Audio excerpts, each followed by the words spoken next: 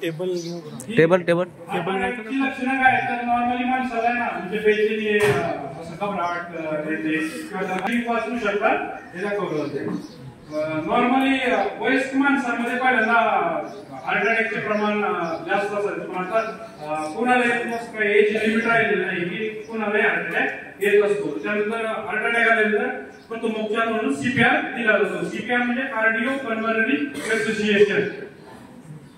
Heart attack माणूस normally काय होतो बेशुद्ध होतो तर बेशुद्ध झालेला जो माणूस आहे त्याला तुम्हाला काय करायचं सीपीआर देतं. सीपीआर देण्याची जो पण माणूस पडलेला आहे त्याला ना हार्ट सरफेस वरती लेटवण्याचा प्रयत्न करायचा आहे.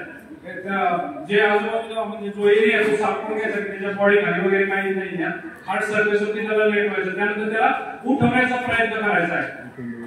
ओके म्हणजे तुम्ही त्याला जागवण्याचा प्रयत्न करायचा. त्याला जिथून बेशुद्ध झाला असेल तो नो रिस्पॉन्स त्यानंतर तो रिस्पॉन्स देत नाही त्यानंतर तुम्ही काय करायचं त्याची पल्स चेक करायची. पल्स नॉर्मली आपण पाहिलं असेल की डॉक्टर आपली रेडियल पल्स चेक करतात जे आपल्या हातामध्ये वगैरे नाही का डॉक्टर असले असं चेक करतात.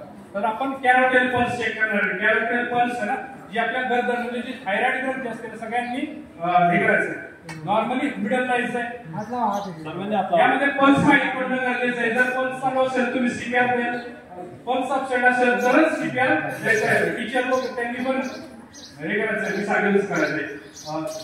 कॅरोटेल पल्स चेक करण्याचा प्रयत्न करतो. नॉर्मली मिडल लेवल ना 1-2 मिनिट आपली चालवायचे. सगळ्यांनी चेक करा. सगळ्यांनी पल्स सापडले कुणाला सापडले बरं धडधडते काय इथं साईडला धडधडते बघा कारण की पल्स माहित पडणं खूप गरजेचं आहे. दोन्ही बाजूला जाते पल्स बघायचे. पल्स अपसाइड आहे का पल्स अपसाइड आहे त्यानंतर आपण काय करणार आहे त्यांची ब्रीथिंग चेक करणार आहे. ब्रीथिंग चेक करण्यासाठी नॉर्मली त्यांच्या छातीवरती तुम्ही हात ठेवून बघू शकता की छाती वर खाली होते का. जर तुम्हाला अगदी संशय असेल तर तुम्ही आपला जो कान आहे तो त्यांच्या जवळ जाऊन चेक करू शकतो की ते श्वास घेत आहे का नाही घेत आहे. यामध्ये काय केलं आपण चेक केलं नॉर्मली त्यांना ठेवण्याचा प्रयत्न केलाय नो रिस्पॉन्स आहे. त्यानंतर आपण त्यांची पल्स चेक केली पल्स अपसाइड आहे आणि ब्रीथिंग अपसाइड आहे. त्यानंतर आपण काय करणार आहे सीपीआर ची कारवाई स्टार्ट करणार आहे. सीपीआर देण्यासाठी आपल्याला आपलं जे हृदय आहे त्याला आपण पंप करणार आहे. आपल्याला पहिल्यांदा माहित पाहिजे की आपलं हृदय नक्की कुठे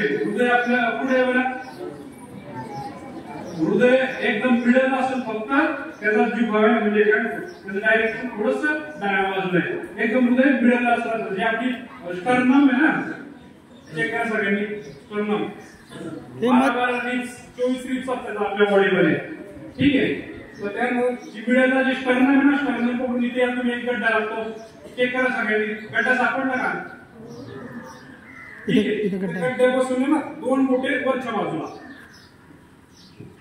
हा जो आपला मास्टर आहे ना त्याच्यात केले ठेवायचे. पोझिशन बघायची कशा प्रकारे गेलेले हात एकदम स्ट्रेट 45 डिग्री अँगल दिसतंय लास्टला. काय केलं आपण पहिल्यापासून त्यांना उठवण्याचा प्रयत्न केला. पल्स चेक केली पल्स अपसाइड आहे ब्रीथिंग अपसाइड आहे. त्यानंतर आपण काय केलं त्यांचं हार्ट लोकेट केले. हार्ट लोकेट केल्यानंतर आपण काय करणार आहे सीपीआर ची कारवाई स्टार्ट करणार आहे. सीपीआर देण्यासाठी कंप्रेशन देणार आहे आपण आणि 2 ब्रीथ कंप्रेशन 4 से 5 सेंटीमीटर ऑर्डर ठीक आहे. त्याचं कंप्रेशन स्टार्ट करा.